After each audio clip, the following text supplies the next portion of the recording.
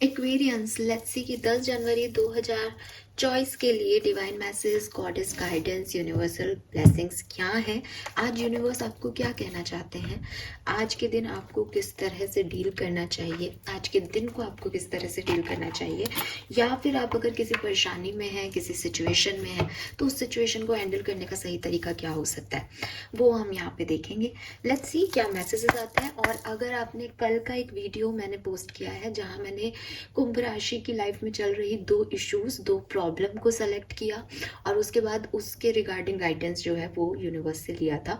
अगर आपने वो रीडिंग नहीं देखी है और आप सच में किसी प्रॉब्लम में हैं, आंसर चाहते हैं यूनिवर्स से, तो आप प्लीज़ वो रीडिंग देखिए। मुझे ऐसा लगता है कि वो रीडिंग आप में से काफ़ी लोगों के लिए बहुत काम की होगी। फाइन, चलिए सो अब हम देखते हैं हमारा डेली गाइडेंस जो कि आज के दिन के लिए है, 10 जनवरी 2024 के लिए है।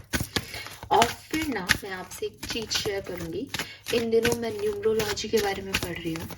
हालांकि मैंने अभी शुरू किया है और बहुत जल्दी हो जाएगा कुछ भी लॉजिक मतलब पहुँचना, बट एक चीज़ जो मुझे समझ आई है, जो मैंने सीखी है, वो मैं आपसे शेयर करूँगी एंड ऑफ वीडियो में, ठीक है। एंड वो बहुत इम्पॉर्टेंट है यार, क्योंकि मैंने ना अपने घर में कई लोगों के ऊपर वो चीज़ देखी है। तो आप प्लीज़ उस चीज़ को सुनना ज़रूर। मतलब अभी मैं रिसर्च कर रही हूँ, अभी मैं पढ़ रही हूँ, अभी मैं जान रही हूँ, लेकिन जो एक चीज़ निकल के आई उसमें वो मैं शेयर करूँगी। 10 जनवरी के लिए ओह गॉडेस गाइडेंस है, undying love, be strong and receptivity. Fine. और यहाँ पे जो बॉटम कार्ड है एक्वेरियस, वो है बॉडीज ऑफ वाटर।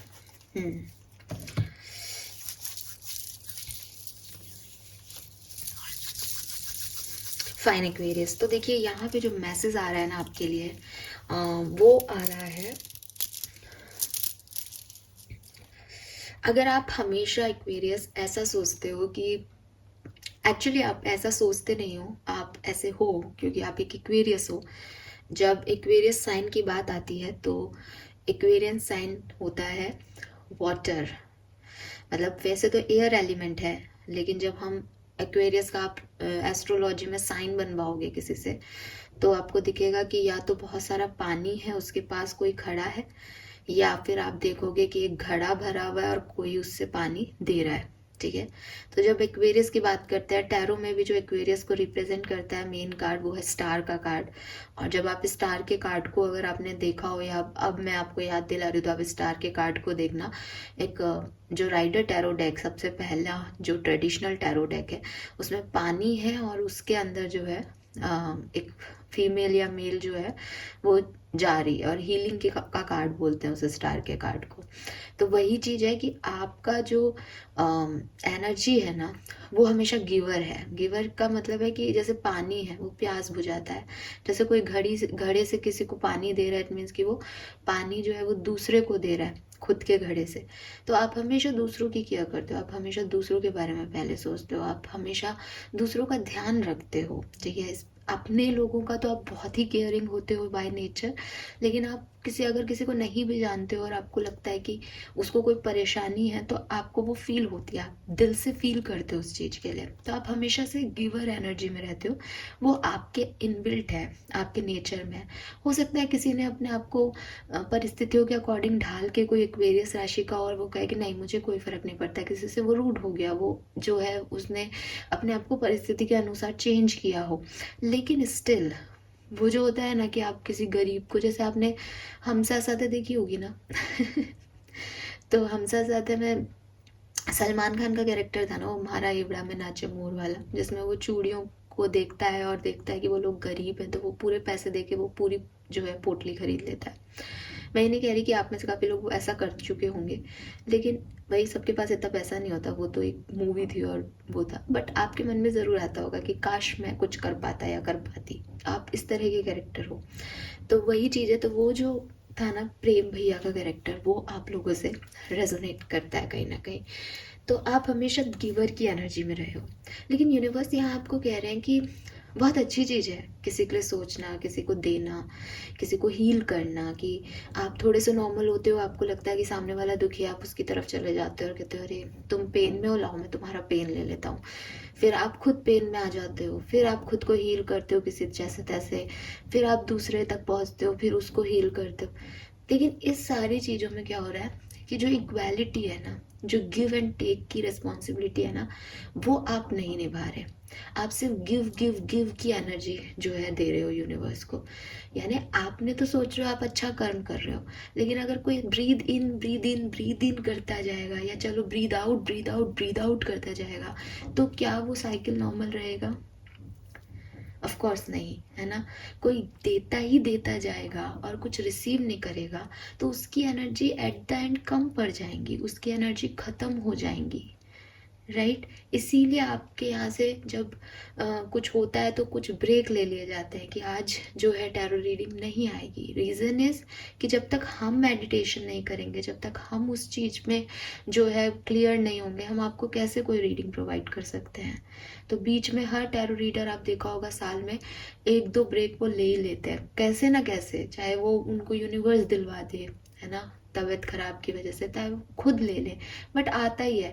बिल्कुल कंटिन्यूटी में आपको कोई भी नहीं मिलेगा, कहीं ना कहीं ब्रेक होंगी चीज़ें साल भर में। वो यही है कि भाई एनर्जी जो हम आपको दे रहे हैं, जो एनर्जी हम रिसीव कर रहे हैं, उसको हमें भी तो कहीं ना कहीं रिसीव करना पड़ेगा यूनिवर्स से, है ना। और उसको इक्वल भी रखना पड़ेगा कि वो बहुत ज़्यादा एंगेजिंग ना हो जाए या किसी एक पर्टिकुलर चीज़ में ना चली जाए।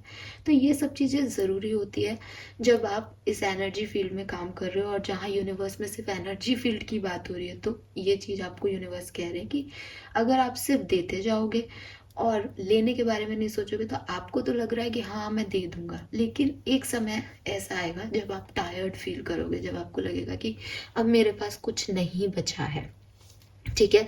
तो आपकी इंट्यूशन जो है, आपकी जो एवरीडे की नीड है, आपकी एनर्जी है, वो जो है वो कहीं ना कहीं अफेक्ट होगी। आपको लगेगा मेरे इंट्यूशन क्यों नहीं काम कर रहे, मैम ने तो बोला था इंट्यूशन बहुत अच्छे से काम करेंगे। आपके इंट्यूशन इसलिए काम नहीं कर रहे क्योंकि आप अपनी एनर्जी को दे रहे हो, आप उस चीज़ को अपने इंट्यूशन में डाल ही नहीं रहे हो, आप दूसरे को दे रहे हो।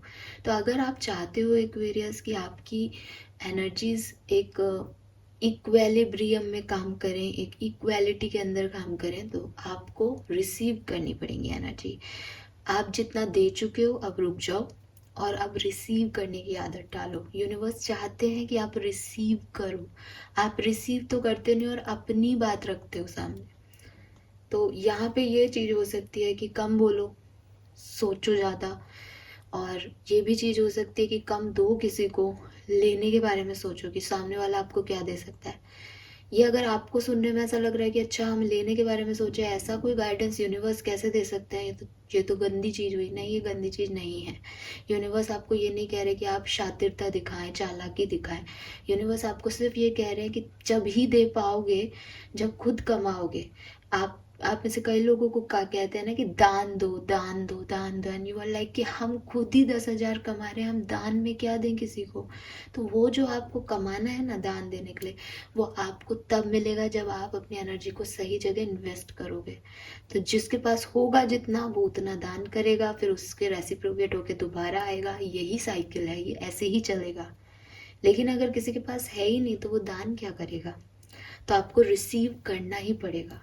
कोई भी दुनिया का ऐसा व्यक्ति नहीं है, कोई भी ऐसा महात्मा नहीं है जो रिसीव नहीं कर रहा हो। साधना में साधु महात्मा भी बैठते हैं, वो भी रिसीव करते हैं, फिर आपको उनका तेज दिखता है। तो आपको भी रिसीवर बनना पड़ेगा एक्वेरियस। पहला message. Then we have be strong. ये काम इजी नहीं है, ठीक है। और अपने आप को बदलना इजी नहीं है। एज आप एक एक्वेरियस हो तो आपकी आदत है कि मैं ओपिनियन भी दूंगा कन्वर्सेशन में, मैं एनर्जी भी दूंगा, कोई पेन में होगा तो मुझे फील भी होगा उसके लिए, मुझे उसके लिए सोचना भी है। हम सब दूसरों के बारे में सोचेंगे ही सोचेंगे, हम है। तो ये कहाँ से आएगा, ये आपके स्ट्रॉन्ग पॉइंट से आएगा, ये आपकी स्ट्रेंथ से आएगा कि नहीं मैं ये कर सकता हूँ, नहीं मैं ये कर सकती हूँ। या लाइफ में कोई भी ऐसी सिचुएशन है जहाँ आपको स्टक फील हो रहा है, इस बात से अलग हटके, जहाँ आपको स्टक फील हो रहा है, जहाँ आपको लग रहा है मैं कर पाऊंगी या नहीं, कर पाऊंगा या नहीं, तो आपको आपकी विल पावर स्ट्रांग करनी पड़ेगी। अगर आपने अपनी स्ट्रेंथ और स्ट्रांगनेस दिखाई तो आप कुछ भी कर पाओगे एक्वेरियस, ये यूनिवर्स आपको कह रहे हैं। तो अगर आपको हीलिंग की ज़रूरत है, आप किसी ऐसी जगह पे जाएं जहाँ पानी हो, आप वाटर मैनिफेस्टेशन की टेक्निक को यूज़ करें, पानी के आसपास रहें, लेकिन अपने आप को हील करें और स्ट्रॉन्ग विल पावर रखें कि आप ये चीज़ कर पाएंगे और इस जो भी आपका पेन है उससे निकल पाएंगे। यहाँ सिर्फ आपकी विल पावर टेस्ट हो रही है। देन जो लास्ट पैसेज मुझे मिल रहा है वो ये कि अगर आप किसी से प्यार करते हैं और वो आपकी लाइफ में अभी नहीं है, ठीक है, सिचुएशन ऐसी है, इस कार्ड का मैसेज में लिखा है love you have shared is eternal regardless of the situation. तो अगर कोई सिचुएशन है जिसकी वजह से आप लोग अभी साथ नहीं हो, तो भी आप अपने पार्टनर को हीलिंग भेजें, तो भी आप अपने पार्टनर से प्यार करें, बिकॉज प्यार जो है वो अनकंडीशनल होता है, प्यार कभी नहीं मरता। प्यार आपके अंदर था जिसे आपने किसी दूसरे के लिए महसूस किया, क्रिएट किया, उसके वाइब्रेशंस को हाई किया। अगर सामने वाला आपकी लाइफ में नहीं है या सिचुएशंस ऐसी हो गई हैं कि अब वो आप प्यार उसको नहीं जता पा रहे हो, तो आप वो प्यार अपने आप से कीजिए, क्योंकि प्यार नहीं खत्म हुआ, प्यार है, प्यार का फॉर्म बदल सकता है। आप उस व्यक्ति से भी एकदम से नफरत नहीं कर सकते।